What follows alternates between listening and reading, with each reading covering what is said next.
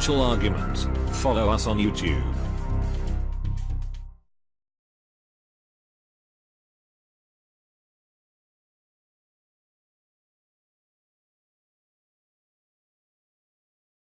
Let's get into the economic collapse, political and geopolitical news.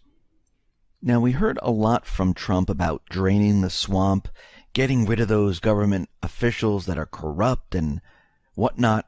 Well, it looks like it's going to be very difficult to do this. I think we're going to need to do this in a huge clean sweep, maybe after the economy collapses and we're rebuilding. But at this point, when we look at what is going on here, it is going to be very difficult to drain the swamp. Now, the financial sector threw $2 billion at Congress during the election. That's over $3.7 million per sitting member of Congress, according to a report released today by the Americans for Financial Reform. Now, the $2 billion tab fell into two categories: campaign contributions by companies, trade associations, and individuals associated with the financial sector. The financial sector is by far the largest source of campaign contributions to federal candidates and parties, and the third largest spender on lobbying. Now, the report explains, based on data by the Center for Responsive Politics, which tracks campaign contributions reported to the Federal Elections Commission and lobbying expenditures reported to the Senate Office of Public Records. Now, who are the top performers, the financial institutions that gave the most? Who was number one? Was it Goldman Sachs? Was it Wells Fargo? Was it Bank of America? No. It was the National Association of Realtors, NAR. Unbelievable. What we're seeing today is a huge bubble in the real estate market, and they were the number one. Very interesting, because they were trying to get the government to inflate the housing market in all different ways by dominating the mortgage industry, including guarantees and mortgage-backed securities, subsidizing mortgage rates, and the National Association of Realtors gave $118 million. Renaissance Technologies gave $53 million. American Bankers Association, $25 million. So who were the top 5 recipients in the Senate? Senator Marco Rubio received $8.6 million. Senator Ted Cruz, $5.4 million. Senator Charles Schumer, $5.3 million. And here are the top 5 recipients in the House. Paul Ryan, $5.7 million. Kevin McCarthy, $3.3 million. Patrick Murphy, $2.2 million. These individuals are bought and paid for. And it's going to be very difficult to drain the swamp. We need a clean sweep. And we need a law that says these individuals cannot take any funds from any corporation, from any lobbyist group. Now you can see how they become very wealthy while they're spending their time in public office. Now, looking at the new health care, which is very similar to Obamacare, and we can see right now, this is one area where I do not agree with Trump. I do not agree with this whatsoever. And neither does Rand Paul. He broke it down. And he's saying that there's still subsidies for people to buy insurance. In the Paul Ryan bill, they keep the subsidies. They just call them refundable tax credits. And what we're seeing is that the insurance is actually going to get more expensive than the subsidies we have under Obamacare. This isn't you getting your own money back. This is you getting somebody else's money. So, for example, like a family that makes $30,000 a year could actually get $14,000 that they didn't pay. Let's say they paid zero in income tax. They could get $14,000 back. One, we don't have the money. It's a new entitlement program. And two, if you get $14,000 back, Do you think the insurance company is ever going to sell insurance for less than $14,000? So that doesn't allow insurance rates to fall, and it sets up a new entitlement. The second thing that Paul Ryan's Obamacare Light, that's what they're calling it, what it does is they keep the Obamacare taxes, all of them, for a year. And then after a year, they keep the Cadillac tax forever. That's the tax on if you have really good insurance. The third thing they do is they keep the individual mandate. It seems like every Republican says they were against the individual mandate. That's if you didn't buy insurance, you had to pay a penalty to the government or a tax. Now, Paul Ryan's plan just changes the wording around and changes who you actually have to pay. And if you have to pay a penalty or a tax, you're going to have to pay it to the insurance company. So if you don't want their product, you have to pay them anyhow. Now, that's still a mandate that isn't consistent with those of us who want less government involvement. And if this healthcare package is so great, why do you need to force people into it? Because the insurance companies cannot operate any other way. They need everyone in. Nothing's changed. The Republican, the Democrat Party, it's all the same. They're all playing the same exact game. There's no difference whatsoever. And it's completely obvious. This health plan cannot pass whatsoever. It is not a benefit to the people. Now, we continually hear how Trump, Sessions, parts of Trump's administration, where they had contact with Russia and how they were dealing with Russia, and we can see the establishment, the deep state, they were trying to make all these connections that just didn't exist.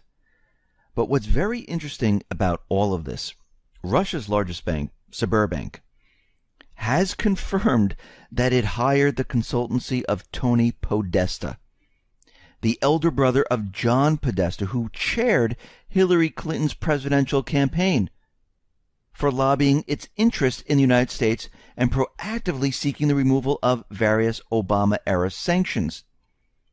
So Podesta, founder and chairman of the Podesta Group, is listed as a key lobbyist on behalf of Sberbank. I mean, Russia, this bank, paid his firm $24 million in fees in 2016. So when we start to look around and we start to see what is going on here, we see that Trump, at this point, there is absolutely no proof whatsoever, and we're seeing on the other side, they were dealing with Russia one way or another, where there was certain connections, which I find very interesting. Now, Trump's EPA chief, Scott Pruitt, says that carbon dioxide is not a primary contributor to global warming. He also called the Paris Agreement an international accord aimed at mitigating the impacts of climate change. He says it's a bad deal. He said it puts the United States on a different playing field than developing countries like China and India. He goes, I happen to think the Paris Accord, the Paris Treaty, or the Paris Agreement, if you will, should have been treated as a treaty, should have gone through the Senate confirmation. But it didn't. It was completely bypassed. And that was done on purpose. We see at this point, even with no border wall, just by implementing different executive orders, telling the Border Patrols to do their job, illegal border crossings are down by 40% already in the first month. So U.S. Customs and Border Patrol reported that the number of illegal border crossings dropped from 31,578 to 18,762. And that's just by letting them do their job. Now, if you give them more surveillance equipment, add more Border Patrol agents, I don't know if we need to spend all this money on a wall. I think we can protect the borders by just doing the job. I mean, just by doing this, he cut this almost in half already. So it can be done. Now, Kim.com is out there. He is saying that Trump is in danger. And we know that Robert Steele was out there saying that, yes, Trump is in danger. I mean, Trump hung up the Andrew Jackson portrait, which tells you that the central bankers are probably going to take a pot shot at him, just like they did Andrew Jackson. The White House leaks, he says, are coming from a rogue group within the CIA. They want to stop the Trump presidency. This is not speculation. The rogue group of Obama loyalists at CIA used powerful cyber warfare tools illegally to spy on Trump and fabricated Russian narrative, which we know this is true because the CIA leaks. And all of that was in there. We know that they were spying on the people. They were spying on pretty much everybody. They were compiling binaries and creating malware, leaving breadcrumbs so everyone would think it's a different country that is actually doing the cyber attack. And something else was in the documentation. Buried among thousands of covert CIA documents, which was released by WikiLeaks, there were a list of Japanese emojis used without any explanation by spy agency snoops, begging the question, is this a secret code they used? Now, many of the symbols in the Japanese-style faces show popular emoticons created by the keyboard strokes. And you can see them on the exponentialreport.com, or if you're on YouTube, you can see them there. Now, again, we don't know what they exactly mean, but it's very interesting that they included them. So it looks like this must have been some type of signal when maybe they were talking to each other or something else. We just don't know at this point. Now, the CIA issued a statement on the WikiLeaks hack. The CIA's Dean Boyd, director at the Office of Public Affairs, issued a statement in response to what WikiLeaks has dubbed the biggest publication of confidential CIA material in history. And they've only released like 1% already. And I'm sure there's a lot more in there on what the CIA has been doing. Now, the CIA does not deny that the documents are authentic.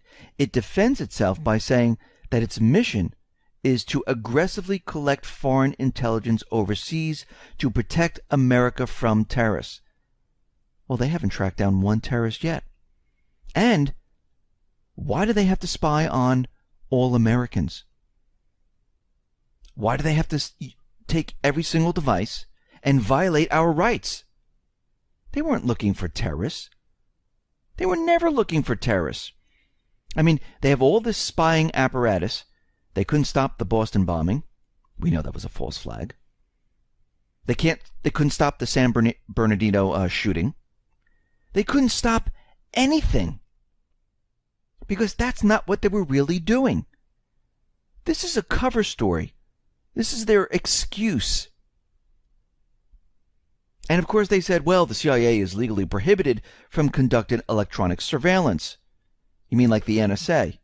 When James Clapper was in front of Congress and he was asked at point blank, does the NSA spy on the American people? And he lied to the people and said, absolutely not, we do not spy on the American people. And then later, he says, okay, I admit it, we spy on the American people. So why would we believe the CIA at this point? We know they're lying. We know what the documentation says. That they're spying on every single person. Blackmailing who they want. Killing who they need to kill. And I'm sure as more of the documentation is released and more people go through it, we're going to find a lot more out there. Now, we see that there was this retired Russian colonel, and he's warning Trump that Russia is seeding the U.S. shoreline with nuclear mole missiles. Now, this is completely BS.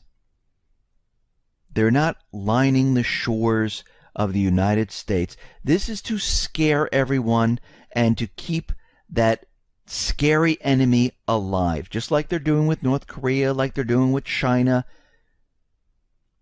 And they're trying to convince everyone that this is what Russia is doing right now, which we know is completely fake, phony, and false. We see the U.S. is stepping up the commando deployment in Yemen. the Pentagon has quietly ordered fresh deployments of special operation troops into this area. And this move signals that the U.S., well, they're becoming more aggressive in this area because the deep state, the central bankers, they want this area back. And we can see right now more and more troops are moving into the Middle East. It looks like U.S. is preparing to send 1,000 new forces into Kuwait to be deployed to Syria and Iraq. Now the question is, were they invited into Syria? Because we're really building up a huge force in Syria at this point. And right now, the Syrian government is not working with the United States government central bankers. They're not working with Russia at all. They were not invited into Syria. So, on all accounts, this is an invasion because the Syrian government did not invite them in. And we can see from the Central Command Chief, General Joseph Votel, when he was in front of Congress, he stated the following: "We were not invited in. The U.S. sent Marines into Syria without the request or without the permission of the Syrian government. We are looking at that as an extension of the authority to operate from Iraq." What does that have to do with Syria? I mean, they're using the 2001 go after Al-Qaeda law. I mean, this is a separate country, and they do not have the permission to be in Syria. The United States government central bankers right now are invading a country. They're not working with Russia. They're not working with Syria. This can really blow up in their faces. Now, is Russia going to do anything? They know that this would blow up and it would start World War III right off the bat. But again, when we look at this, this is completely against international law. Because if this happened here in the United States, where Syria was sending troops in to fight terrorism, well, guess what? That would be looked at as an invasion. Now, Russia is out there. Kremlin spokesman Dmitry Peskov, and he rejected the information that Moscow would allow Israel to fight Hezbollah in Syrian airspace. And Russia saying, well, this has nothing to do with reality. We've never discussed this. We are not giving them permission to enter Syria. And we can see right now, it looks like Israel might try something in Syria. Now, other times Israel has flown in there. They have fired missiles. But we know right now that Russia and Syria, they have the S-300, the S-400 missile system implemented inside of Syria. And, I mean, if it's operational at the point in time when any other plane comes into the airspace, they could be shot down. Now, is this something they might want? Maybe to start some type of international war. We don't know. But what we're seeing right now is that things are really heating up in the Middle East. And we know that the central bankers, the deep state, they are pushing their agenda to remove Assad. That has not gone away. And what we're seeing right now is chaos has started. We have the CIA leaks. We have the troops entering the Middle East. We have the North Korea issue with nuclear weapons, with the THAAD missile system being brought into South Korea and tensions being built up there. We have the debt ceiling coming up on March 15th. I mean, everything is chaotic at this point. And as we move forward through the spring, as we move forward into the summer, and if this debt ceiling is not raised, we are going to see a system that will completely break down. And as the system breaks down, the system is going to crash. And as the system crashes, well, it's going to be horrific. And what we're seeing right now is that when the system comes down, well, currency, the credit markets, everything that we know will change. And when we look at the situation and we look at what will change, we see, well, all the programs from the government, the food stamps, the welfare, the people who are employed by the government, they're going to be a lot of work.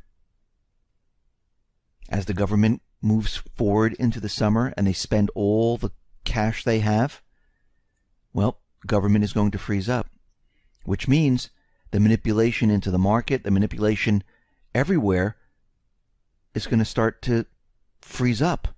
The credit markets are then going to freeze up.